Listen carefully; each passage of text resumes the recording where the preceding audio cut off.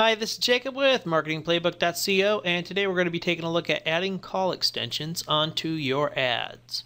Now, call extension simply is adding your phone number onto your ad, and if it's going to be a smartphone traffic, then the individual is going to see a call button. If it's desktop traffic, then the individual is just going to see your phone number listed in your ad copy. Now, point of note, generally when I set up a traffic for mobile, I pretty much just do a call-only campaign, which will only appear on devices capable of making the phone calls. However, if you do a call extension, then your number is going to show up no matter the device that the individual is on, because the phone number will be listed there and they'll be able to write that down and give you a call. So we're going to go ahead and get started here, and I went into my Denver dental campaign. That's the test campaign that we've been using throughout this AdWords search course, and I'll go ahead and add on the call extension. So there's a call extension there. Make sure you're on the right tab and go ahead and hit the plus extension button. Now I already have a phone number listed in here, and I can always push this over, and this is not a valid phone number. I should actually probably change that to an 888. Really doesn't matter. So we'll go ahead and do a new phone number. Let's say we don't have one. So I'd go ahead and put in the phone number. Now by default, Google will want to help track it, and so Google will put in a forwarding number. You also have the option of not using the forwarding number and just using your own number in its place. The advantage of using a Google forwarding number is going to be that you can actually track the duration of that phone call, so you'll know which keywords are converting for you. For instance, let's say somebody types in Denver Dental, and then they call the Google forwarding number because that number's listed, which then reroutes through my phone number. Google's going to be able to record the time length of that, and so if you know that, hey, somebody who's on the phone for over 2 minutes is a valid lead, then you can go ahead and actually mark your conversion data saying, okay, anything that's going to be 120 seconds in length, any call that's 120 seconds, is now going to be counted as a conversion. So therefore you can assign a value to that too as well, and it'll show up as a conversion within AdWords as a call conversion, which is pretty cool. The downside of that, however, is it's not your number that the individual actually sees.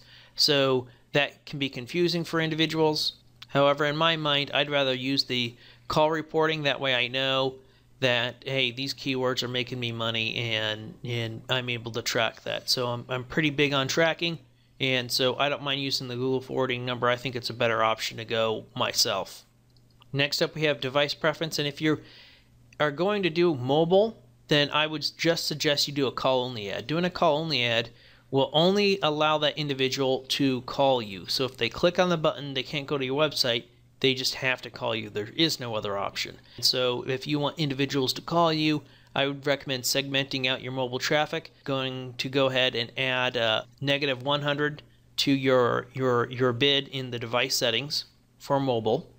That way you block mobile traffic here, and then set up a call-only campaign that is only mobile traffic. So this option is still viable if you're like, well, I only want to show it on mobile devices currently. I would recommend that you actually don't have this checked. I would leave it unchecked by default, and same goes for the start and end dates. Most people aren't going to need the start and end dates unless it's a specific time period that number is going to be valid for, or a special offer or something along those lines. What I do like, however, is you can create a custom schedule for, let's say your website still handles sales offline or produces leads, but you're only in the office between 8 and 5. You can actually put in a schedule here and schedule it for only 8 and 5.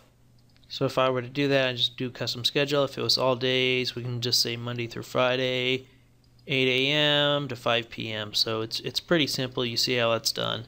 It's very, very straightforward and easy to do. Next we have right here is the report phone call conversions, count calls as phone call conversion. And if this is checked, then you should pretty much go in, and I would set up an actual conversion. So I already have some set up, and we'll say that I've already determined that a valid call generally lasts about 180 seconds for this. So I'll go ahead and put 180 seconds and save this ad. However, if you do not have the conversion set up in there, what you can do is you can go in, and right here you can go ahead and hit Manage Conversions. And what this is going to do is it's going to take you to the Conversion tab. And you can also find this tab by going under Tools and go into Conversions. It's the same area. So we're going to go ahead and add on a conversion here. And you can use the same conversion. Let's say I had something on plumbing, and then I had, for whatever reason, I was a general hardware person, so I did plumbing and I also did drywall. You can technically have the same conversion going, so 180 seconds, as long as it's the same value that's added in. But we'll go ahead and add in a conversion real quick just so you can see how it's done. So what do I want to do? I want to track calls to my business. So I'll go ahead and do a call, and then I'm going to select which type of call I want to have. So there's 3 options here, and it's going to be calls for call-only ads, which this is not a call-only campaign. Calls to a Google forwarding number on your website, then clicks on your number through your mobile website. So both of these could be used for offline reporting. So if somebody were to click on an ad and then land on your website, and then there's a phone number there, both of these options can work to help track that, and then you'd probably have to upload, well, potentially you might have to upload that as an offline conversion down the road. That kind of defeats the purpose of what we're talking about. What we're going to choose is we're going to choose calls from call-only ads or ads using call extensions, because we are using a call extension. Now, while this isn't a call-only ad, it is for other campaigns as well using call extensions. So I'll go ahead and hit continue. First up, we're going to name it. You can name it anything you want. Generally, is what I do is I name it the length of how long I want the call to be. So we're going to say 200 seconds. And hit done there. The value, if you want to assign a value, you can. So for me, we'll say each call is going to be worth, we'll put a lead at $20. So based upon my average customer price and how many average phone calls it takes me, I've figured out my value to be $20. The call length, we're going to put to 200 seconds because that's what we have up here. That's how I identify that this particular campaign is worth that much for me.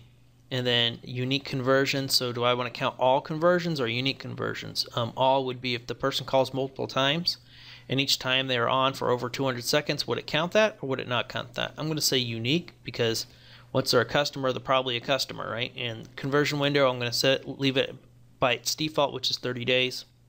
For the category, you could list it as a sell or a lead or a sign up or a purchase. In my case, I'm going to call it a lead and be done with it. And by default, it's already going to be included in the conversion column, so you just have to add in that column on the view. We're going to go ahead and, yeah, that's all done.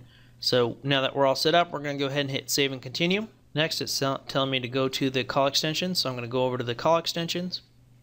And I went ahead and removed my extension just because it was already under review and I didn't want Google seeing it. So what you would do is, if you don't have the call extension set up, first of all, you can go to Tools and Conversions, or else you can go ahead and, before you even enter in a number, if you don't have any call conversion set up, I would go ahead and manage the conversion actions first. That way you can set up the conversion. Then when you come back in here and you fill everything out, you go ahead and swing down and you pick, the time frame that you wanted.